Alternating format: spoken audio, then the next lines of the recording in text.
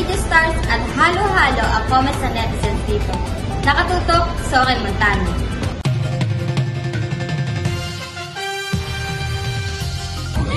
Naging usap-usapan nga ang balita na ito lalo na sa social media at halo-halong mga comments ng mga netizens dito. Ayan, magandang hapon po sa ating lahat. My name is Deo Balbuena, ang tunay ko pong pangalan. At kilala po ako bilang isang Diwata Pares. Nandito po kami para mag-file po ng COC para po sa vendor party list. At isa po ako sa mga nominado. So, maraming salamat po. So ngayon po, dahil pinupush po nila ako na tumakbo ka kasi kailangan ka ng tao. Kaya sabi ko, siguro nga mas marami akong matutulungan kapag ka nakaposisyon na po ako.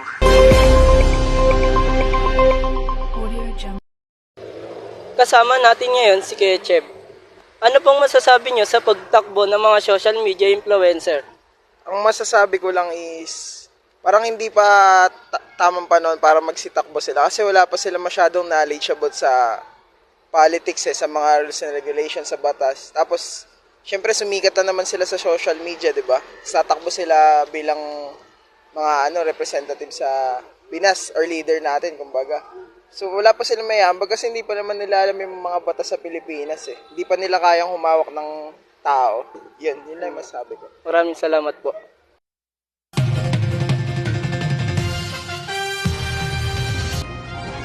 Isang taon mula ang nadugong Hamas sa Israel.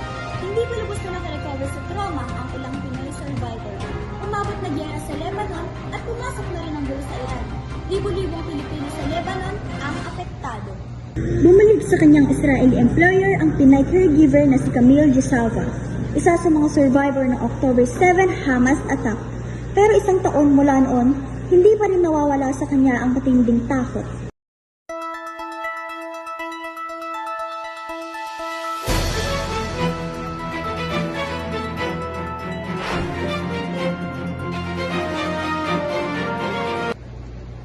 Magandang araw mga Matayans. Sa ngayon, ang northeasterly surface wind flow po ang nakaka-apekto ngayon sa Northern Luzon.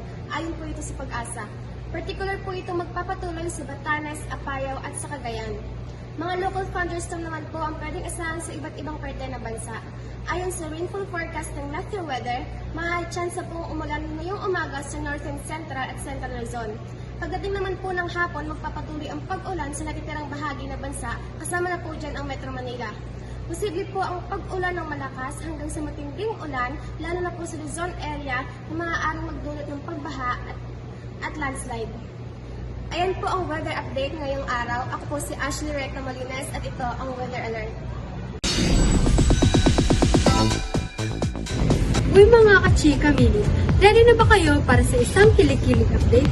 Ngayon, simulan natin ang OP Power Couple na sila TJ Montana at KZ Tandingan ay sobrang tumang-tuwa na mapili ang kanilang hit song na Palagi bilang official soundtrack sequel ng Lola Goodbye na pinamagatang Hello Love Again.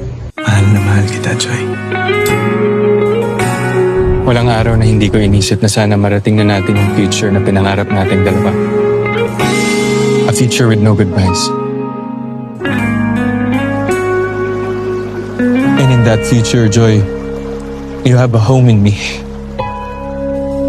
Di man araw-araw na nakangiti, ilang beses na rin tayong hindi. Nandiyan si Joy! Saan galing? Mga tampuan. Sinusundan mo ba ako? Away ba't di natin di na namamalayan? I'm here to try again. Si Ethan, todo kayod. Para mapagsama-sama lang sila magkakapatid. I'm not asking. I'm just saying. Di naman siguro masamang humingi ng isang chance. I'm sorry, but I don't give second chances. Joy, I don't want you back. This 2024, ABS-CBN Studios, Star Cinema, and GMA Pictures come together to make us witness the continuation of their journey. Catherine Bernardo and Alden Richard. Tumigil ang oras, pero ang dami nangyari. Tuloy ang buhay, hindi pwedeng tumigil. Tuloy, pero may mga naiiwan. Mga pangakong napako. I'm sorry, Joy. Sabi ko, hindi ako magiging mahina. Pero Pero nandito ka na naman. At nandito na naman ako. Sa huli, palagi Do you want me to leave? pipiliin kong maging Do you want me back? ulit-ulitin man. Nais Do you still love me? malaman mo, iyo ako.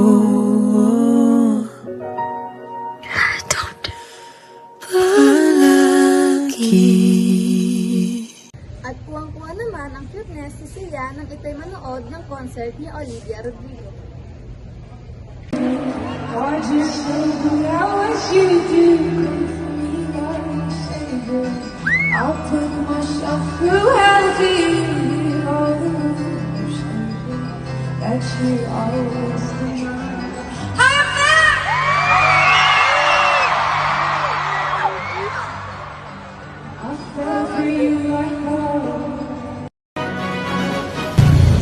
At dito po nagtatapos ang mga nagbabagang balita.